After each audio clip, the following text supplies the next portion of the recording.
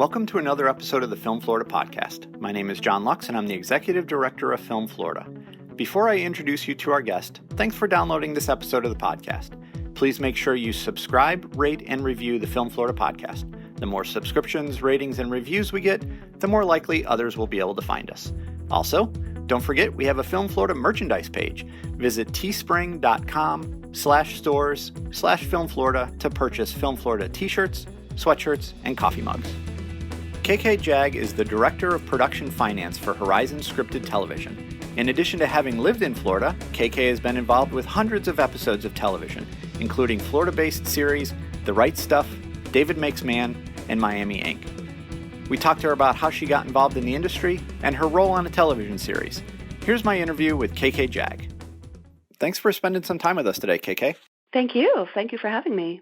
I want to start with a current question and then go backwards a bit. You are the Director of Production Finance for Horizon Scripted Television. Tell us what your job beyond the title really is, and for those that aren't aware, who is Horizon Scripted Television? Horizon Scripted Television, they're a division of Warner Brothers. They were initially created to do smaller productions, to do basic cable productions. And now we've evolved so that we do all sorts of productions, from lower budget productions to very high budget productions. So that's been kind of interesting over the years to see that change. And also it's fun to be able to work on all sorts of different television shows, television series. I'm a finance executive, and I oversee production accountants out in the field. And I think I first have to explain to you kind of what a production accountant is. A lot of people don't know what that is. And they're basically one of the first people hired on the crew of a show. They create the budget based on the script and the production schedule. And then they work with the producer to put in all of the appropriate costs, basically from the producer speaking to the filmmaker, to the showrunner, to the creative. On a movie, it's to the director. So then once that budget is locked, which means that it's approved by the studio, they work with their staff, and they are responsible for processing all the payments of all the direct costs of the production and for tracking the costs. And they do reports on a weekly basis, and during the actual shooting period, they do reports on a daily basis to report how the day's shooting went the day before. And the reason why this is so important is not only just to report to the studio, what's going on with the money, but also the producers need to know where they're at according to their budget, because they then need to make decisions based on that. So if they're running kind of high, they need to know to just kind of bring it down a little bit. But if they're saving money, if they're making their days, then they know, okay, well, maybe we can't afford that crane on that day, or we can go a little bit longer on Friday because we know that we have that savings. That's what a production accountant is. Now, a finance executive is hired by the studio, and they oversee multiple shows. They're assigned shows, and they oversee the production accounting on each of those shows. And what they'll do is they'll hire the accountant, and then they make sure the studio procedures are followed. The procedures are a little bit different from studio to studio. They're basically the same, but they're a little, every studio has their little nuance. And then they make sure that the reports are turned around on time per their schedule, and they transfer the costs from those reports into the studio databases. And then they, on a daily basis, are on the phone with the accountant just talking about any problems that come up, any questions that they have. They're there to help the accountant. That is what a finance executive does. What I do is a little bit different, because we found that it's really helpful to have the finance executive just focusing on the shows that are in production. And so I focus on the shows that are in development. And that helps the finance executives that they can just focus on their shows. It helps the production executives so that I'm helping them with as much as I can on these on this development shows. And so from a finance perspective, I mean, the premise is no surprises. Everybody needs to be on the same page on a daily basis. So there is no 2 months down the line somebody saying, holy cow, I didn't know we were over budget or something like that, right? Exactly, yeah. Although they always try to say that, but yeah. But yeah. So now that we know what you do and who you work for, let's go backwards a little bit. Most people I interview for the podcast work on the front lines of the industry in the field. And I ask them about finding their passion for the industry and how they got involved. But you didn't necessarily start out to work in the industry or even accounting. What was the original career path for you? And then what eventually drove you into the finance world? Well, I really kind of didn't know what I wanted to do with my life. I didn't have any formal financial training for sure. I wasn't interested in that at all. I never knew anyone in the industry at all, and so I didn't know what the jobs were. And I certainly didn't even dream that I could be a part of it, even if I did. And I ended up getting a temp job at a production company called Mark Goodson Productions that used to produce game shows. And that kind of gave me the kind of industry experience and finance experience enough that when I went on to my next job, I was looking for a job, and in those days we didn't have internet or anything like that, so it was like looking in the back of the trades, in the Daily Variety and the Hollywood Reporter, and you would look in the want ads. And I answered an ad that was for Sony Television, and I spoke to a lovely man named Mike Brown, and he was a finance executive there. And so I was up for a job, and they ended up getting the job to someone with more experience, or with experience on a show it was a half-hour show. It was called Parker Lewis Can't Lose.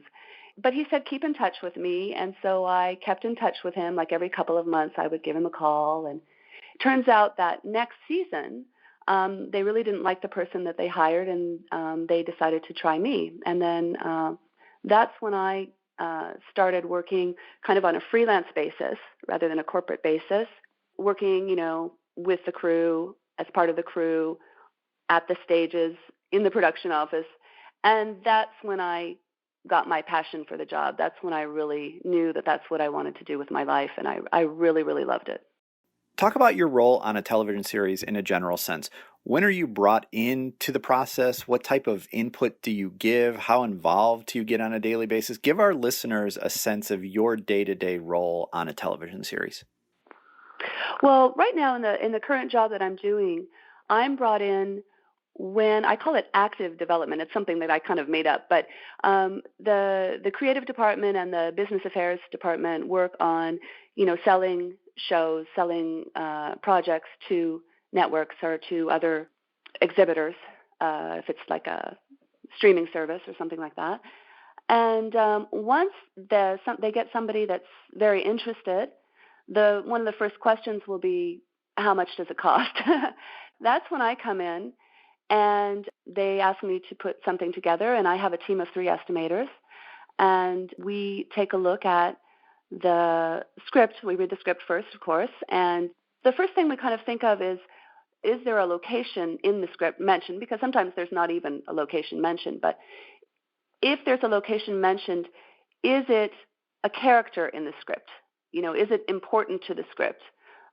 Sex and the City had to be New York, obviously. So, something as an example, And then also we want to see, is the filmmaker, do they have an idea of specifically where they want to be? Could they change their mind? We just had somebody that was set on one location, and, we said, well, for the budget, it would probably be cheaper to do it in a different location. And they said, oh, okay, I'm fine with that.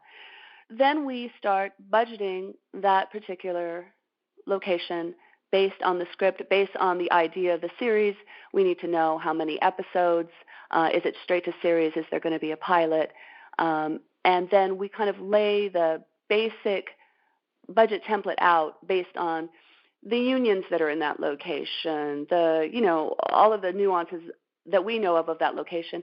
And then generally we'll bring on a producer. It's better to have a producer that's going to be actually working on the project, but usually that producer isn't hired yet in the process because we're so early on. It's not even greenlit yet, so we can't hire producers. But I'll try to get a producer that is familiar with whatever area I'm budgeting for. And I work with them to try and get some specifics to that location and what they think. And also, we might do multiple locations. We might be budgeting 2 different locations just to kind of compare and see what we think. I try not to do more than like 3 locations, something like that, because it makes it, you're just not focused on one particular place. The thing about the producers that can be kind of difficult too is, different producers will envision the project differently. So you could have somebody that could say, oh, we could do this very inexpensively. We could create the budget in that way. And then you could get another producer that looks at it and goes, well, this isn't at all what the vision of this is. And they will make it completely different. So that's why it's just kind of an estimate in the beginning until you can actually get on the line producer that's going to be working with the creative, and the creative really has a sense of their vision of the television series and the arc of the series. Can you really get a better estimate? You mentioned location and how that plays into cost. At this point, it's a touchy subject here in Florida, but talk about how incentives play into that discussion. It's really important to us that the filmmaker is happy with the location and that their vision is met. And so if it's really important for them to be in a certain location, we try to do everything we can. David Makes Man, for instance, the filmmakers, it was very important for them to be in Florida. And, then that's a challenge without an incentive. But we made it work in that we hired a line producer who really knows how to make Florida work. He's done many productions in Orlando. David Makes Man is supposed to be set in Homestead, Florida, but it was Homestead, Florida many years ago. So actually there are areas in Orlando that actually match, that. And there's a lot of incentive for the crews. Because there's no incentive in Florida now, they have to work in Atlanta and other locations, Louisiana, and they want to be home. They want to be home with their families. And so they'll take a pay cut and they'll deal with that. Some of the vendors, they love having projects in Florida, so they'll give a better deal. The stages will give a better deal just to have this. And so if you take advantage of all of these opportunities and everybody really works together because it's really important for everybody to make this work, then you can do it and you can afford it. And so you can't just rule out a place just because it doesn't have an incentive. And when I look at your credits on IMDb, they're both lengthy and diverse, including a few that were filmed in Florida. You just mentioned David Makes Man, which we'll talk about in a second. But besides the project filmed in Florida, can you share any interesting stories from some of your other series like, VIP, Room Raiders, Rizzoli and Isles was in there, the Dallas reboot from a couple of years ago, Sullivan and Son, and Big Little Lies. I mean, those are just a couple of the shows you've worked on. Do you have any fun behind-the-scenes stories to share about any of those? Well, I've done so many, like you said, diverse. I've done a lot of reality television. I've done a lot of scripted television. I've done movies. I've done television. And I did a lot. I was about 3 years in Florida, so I did quite a few projects in Florida. I did the Miami Vice movie. I was a construction accountant on that. I did a show called Pledge This, which was an independent movie. Miami Inc., you mentioned, Room Raiders. But one of my favorite projects, actually, it was a reality show, and I did it we did it in Thailand. And I was there for about 6 months, and it was called Temptation Island. And what we did is we did international version of it. There was a U.S. version of it, but this was international. So it was setting up the basis for the show, getting all the locations set. We hired Australian crew, Thai crew, and American crew, and we set everything up. And then different countries came in, 4 different country areas, really. It wasn't just one country, came in and they shot their show. They brought their participants, their cast, and their host, and their camera people, and their producers, and they came in and they would shoot their show, then they would leave, and then we would have another one come in and shoot their show, and then they would leave. And why I found that to be such one of my favorite projects, it was so interesting that it was the same show, it was the same setup, it was the same events, it was the same thing, but every country, kind of based on their culture, did it differently.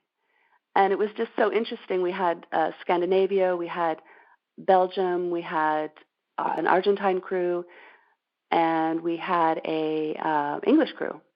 And it was like 4 completely different productions. That is a really neat story. I've never thought about how the different countries can create completely different shows out of the same concept. That is pretty cool. Yeah, it was really wonderful. It was a great experience. And I mentioned in our intro, and we've talked about it a little bit here, you're attached to a couple of series filmed in Florida, including Miami Ink. You're the finance executive for season 1 of David Makes Man, as well as season 1 of The Right Stuff. Share your thoughts about working on a television series in Florida. Well, since I lived in Florida and I love the crews there. I love working there. I didn't want to move really, but I ended up moving back to Los Angeles. But I'm very, pro Florida. Whenever it comes up, I'm always looking for a way to do it. And with David Makes Man, like I said, it was a challenge, and it was trying to find a way. The Right Stuff also, it was important to the filmmakers to be in Florida and trying to figure out a way. I was the finance executive, really, in that one, I was the finance executive as like active development, So once it got greenlit, I handed it over to somebody else. But what happens is then I'm still involved in it because my team is still doing the budgeting for it. And we're working with the producers on it until the accountant is hired. And the accountant is there on the show, the production accountant. And then I release it to the acting finance executive that goes through the entire series.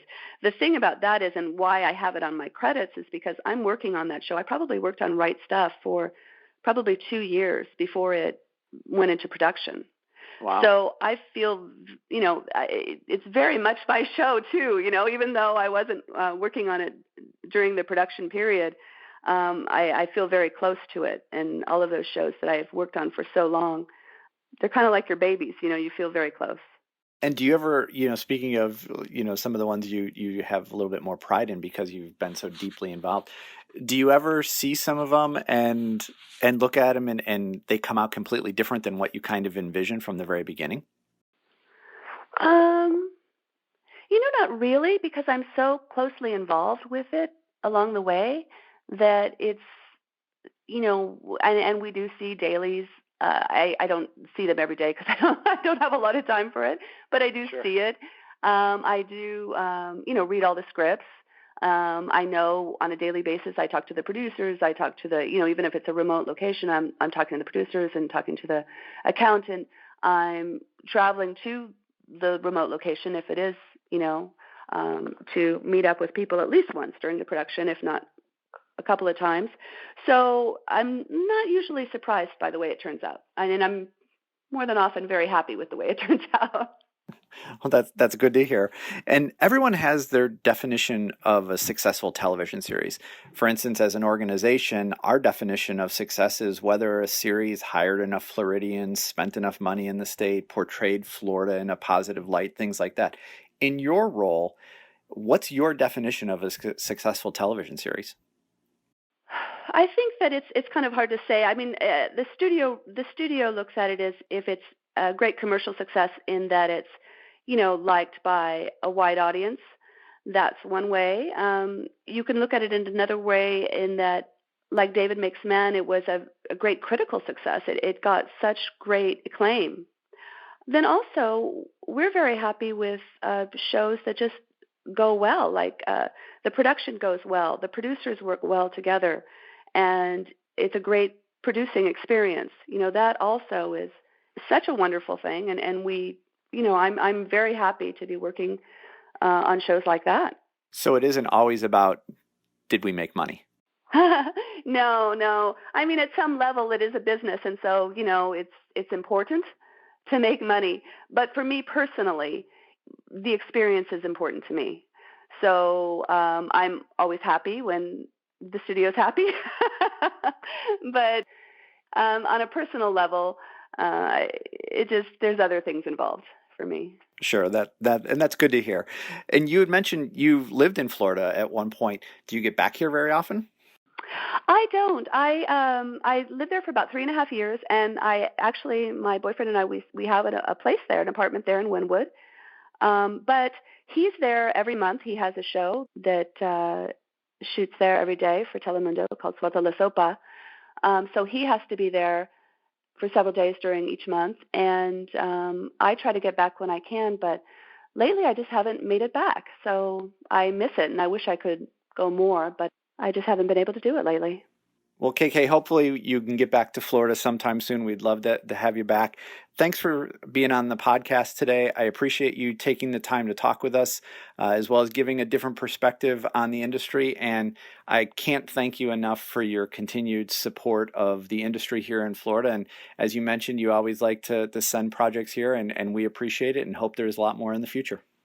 Thank you so much. Thank you for giving me this opportunity, and I really appreciate what you're doing for Florida, and thank you very much for that. Thanks for listening to this episode of the Film Florida podcast. If you're not already a member of Film Florida, please consider joining at filmflorida.org. Visit our social media pages on Facebook, Twitter, Instagram, and LinkedIn. Check out the Film Florida merchandise at teespring.com/stores/filmflorida. And please remember to subscribe, rate, and review the podcast.